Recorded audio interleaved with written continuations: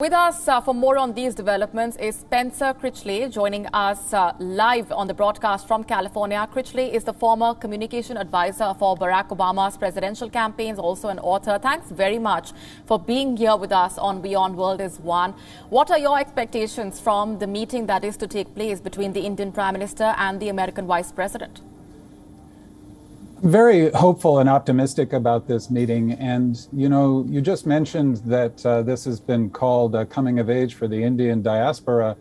I would say it's also part of the coming of age and fulfillment of the United States and the original promise of American democracy, which has been a long time coming. To the fact that we have a vice president who has an Indian mother and a Jamaican father is really, I think, an expression of the best in American democracy, which is fundamentally inclusive. And that, of course, does not define Vice President Harris's merit or qualifications for the job. She would be qualified under any circumstances for this job.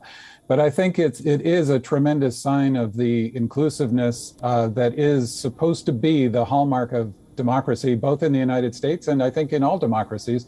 And so I think it's a very exciting moment for all of us. Explain to us the significance of the Indian diaspora in the United States. It, of course, is something that has been talked about as one of the most crucial aspects of the India-US relationship. Yes, the contribution of Indians to the United States has been very significant. It's not just in terms of the raw numbers of millions who have immigrated here, but the contributions that have been made have been very significant. And those contributions have been cultural and economic and political, every dimension that we would hope for. And this is a classic example of why being open to immigration of people from around the world who support the values of democracy is not something that we do just to be nice. It's actually in the self-interest of the United States, and I believe in all democracies to be this way. In my own experience, I worked for quite a number of years in Silicon Valley, where Indian Americans and Indians on work visas have made tremendous contributions to the technology industry. For example, I worked at a company named Be Vocal, consulting with them for about a year, which was founded by Indian Americans. So I'm quite familiar with these sorts of contributions in the technology sphere, especially on a personal level. What would your assessment be of where the relationship between India and the US stands at this point? We've seen how alliances across the world are being reshaped post the pandemic. The post-pandemic geopolitics coming in the backdrop of the AUKUS agreement, the Quad partnership, and the several alliances that are now kind of being adjusted once again. What is your view on where the India-US partnership is headed from here onwards? I think it's part of a movement towards a much more balanced approach to foreign policy, not just a more competent approach, and a more predictable approach, which I think will be welcome to everybody with our new administration compared to the previous one, but also more balanced. And by that, I mean between what's called realpolitik and idealistic foreign policy. Sometimes people feel there's a false choice to be made between just realistically playing the international game of self-interest versus pursuing ideals like the democratic ideals I was just describing. I think President Biden and Vice President Harris are very much committed to a balanced approach, which is realistic. People are not angels. If the old saying goes, if people were angels, we wouldn't need governments. But on the other hand, ideals are fundamentally important. And I think that given that India is one of the world's leading democracies, the United States has a very strong interest in all of these dimensions: defense, economics, international relations, all of these dimensions, and that values are not just an ideal part of this, but also a thoroughly pragmatic part of this, because it is these democratic values that really are the core of our strength, both individually and together.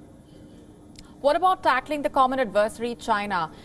When it comes to finding common ground on that aspect, of course, the Quad partnership is a huge step in that direction, but there's also been some concern over whether or not the AUKUS partnership will, quote-unquote, overshadow the Quad partnership. What is your view on that? Yes, I think that this is an example of a very historically important contest that's going on right now over whether it's possible to prosper and succeed in the world simply by observing the rules of the more or less free market and engaging in international trade separate from democracy and the liberal tradition since the Enlightenment. And China is making a very persuasive case that you can separate those two things, that you can have an authoritarian government that is not really democratic at all, I would say, that is also very successful and may be able to deliver and has delivered many services very successfully to its people. And it could be that people are satisfied with that bargain. The United States, and certainly under President Biden, the United States, I would say, as well as many of his predecessors, except for the immediate predecessor, former President Trump, is committed to the idea that free markets alone are not enough. You must have free people and free thought as well. And this contest is being acted out on the world stage right now. What's also interesting is that in many of the statements that we've gotten over the last few hours and days, talking about dealing with the Chinese threat, they do not name China. Why the hesitation in naming China as a threat? In many of those statements, it's very, very clear that the reference is to China. I think it's important to be very careful about using words like threat in describing anyone, frankly, and certainly another country. The relationship with China is complicated. One of the problems that the United States needs to recover from, especially following on the heels of the past administration, is this black and white division of good versus evil. Life is complicated, people are complicated, countries are complicated. So China is certainly a rival of the United States, and certainly Chinese interests are often in conflict with those of the United States, and we disagree fundamentally on their approach to human rights, for example, and freedom. But we don't need to define them as a threat, and we should seek areas where we can cooperate with them. What I meant was naming China, not announcing China as a threat, but naming China in the statements that have been delivered. I think we should be straightforward in describing and naming China as certainly a strong rival and a competitor, and occasionally people we have very serious, country we have very serious disagreements with. So I'm all in favor of plain speaking in that regard. I think the administration is just trying to be careful not to stoke tension where it doesn't need to be stoked further. Indeed, and the American president has already said that he is, quote unquote, not seeking a Cold War. The very mention of a Cold War grabbed headlines.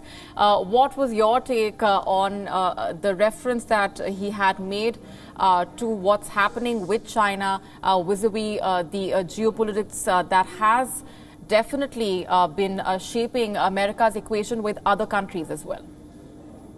Yes, I line up with President Biden there as well. I think we want to draw a clear distinction with the past. The Cold War was constantly at risk of becoming not just a hot war, but a potentially world or civilization-ending hot war. And as histories have shown that have emerged in the years since, there were several occasions where we almost accidentally started a nuclear exchange with the Soviet Union. I think it's very important to avoid any terminology that evokes war, and this includes language such as threat, until it's the absolute last resort. We've made the world as troubled as it is. We have made tremendous progress compared to all previous history through World War II. There's been a great deal of suffering since, of course, but on the historical scale, we've made tremendous progress, and that progress has been made through international cooperation and organs such as the United Nations designed to defuse conflict. As messy and frustrating as that process can be, it is far better than the alternative.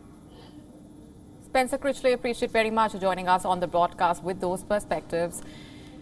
WION now available in your country. Download the app now. Get all the news on the move.